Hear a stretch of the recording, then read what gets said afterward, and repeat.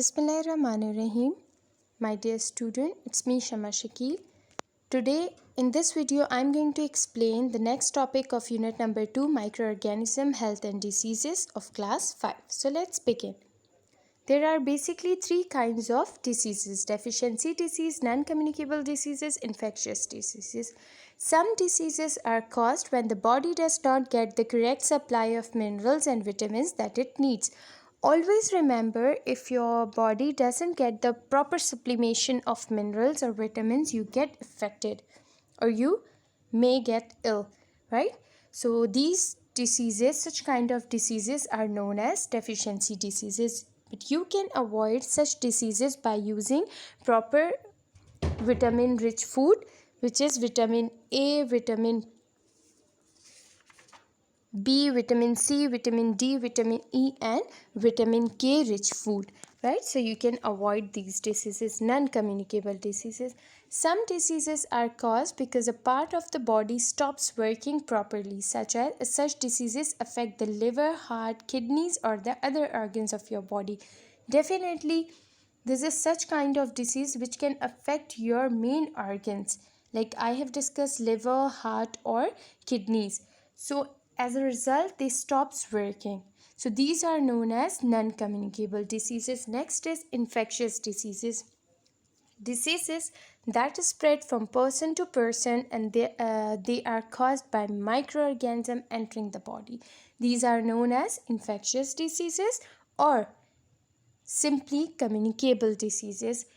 So today especially we are going to discuss that how infectious diseases can spread or how microorganism can enter our body, right? So let's begin. Number 1, through nose and mouth. When you breathe, eat or drink. So definitely through nose and mouth. When you eat, through your mouth. When you drink, through your mouth. When you breathe through your nose, so definitely the microorganism can enter your body. Diseases often spread through coughing, spitting, or sneezing. Definitely, if you are somewhere where someone is infected and he or she is coughing or spitting or sneezing in front of you, so definitely you also get affected, or microorganism, through that microorganism can enter your body. Third is through direct contact. Cuts in the skin. Definitely, if there is a cut in your skin, so germs can easily fall on it. Insects too pass on diseases to human. Pass on harmful germs by biting humans and feeding on their blood. Taking example of malaria, you all know that malaria is just caused by the biting of these mosquitoes, right? So definitely when the mosquito bites in your skin, in your body, definitely you get affected by malaria, and through this microorganism can enter your body. Number 5 can be caused by different types of worms. Taking example of hookworm. The hookworm larva can burrow through human skin. Number 6, through infected food and water. When food is left open for some time, germs can fall on it. Just take an example, chlorea and typhoid. You are very familiar about these two diseases, chlorea and typhoid. They are spread through infected food and water. Definitely, if food is left open for some time and you just eat that unhygienic, unwashed, uncovered food, so you get affected. Or through by eating these foods, simply microorganism can enter your body. So these are the 6 ways through which microorganism can enter your body. Germs in food. Eating fresh vegetables, fruit that may not have washed can lead to illness. Definitely, if you go to the market, you buy some fresh vegetables and fruit for yourself, and you just uh, left it open or uncovered or unwashed, and after eating, definitely it leads to illness. Eating unwashed, spoiled, and uncovered food is also main ways germs get into your body. Definitely. Processed foods. Now, what are processed food? Processed food basically are sealed or packed food, right? Processed foods are kept safe as they are sealed. Some foods can be kept from going bad by the use of chemicals. Such chemicals are known as chemical preservatives. Do you know that milk is properly preserved by a process called pasteurization. Milk is first heated in 60 degrees centigrade and then cooled quickly.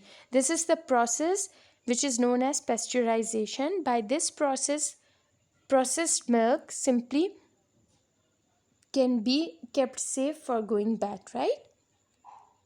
So these are things. If you eat processed food, so they are kept safe as the external air not get the way to get into it, right? Now, keeping healthy. After reading all about microorganisms and diseases, you should know about that how you can keep yourself healthy.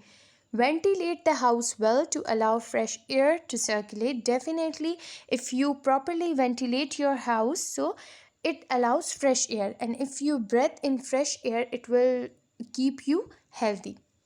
Bedding in fresh air and sunlight. You have also heard a word sunbathing. What does it mean? Sunbathing means you are taking sun bath for vitamin C, right? So it also keep you healthy. Keep water and food well covered and clean. Definitely, like I said. Boil milk to kill the germs it contains. It doesn't matter that you are not using processed milk. You can simply preserve milk by, you can say, boil that milk, because after boiling the process of heating kills the germs, right? Keep the surroundings clean. Sneeze into handkerchief, a tissue, or the crook of your elbow. Crook of your elbow means when you bend your hand and you can sneeze into it. If you are sick, do not share your things with other. Definitely, if you are sick, don't share your things with someone else, a healthiest person, right?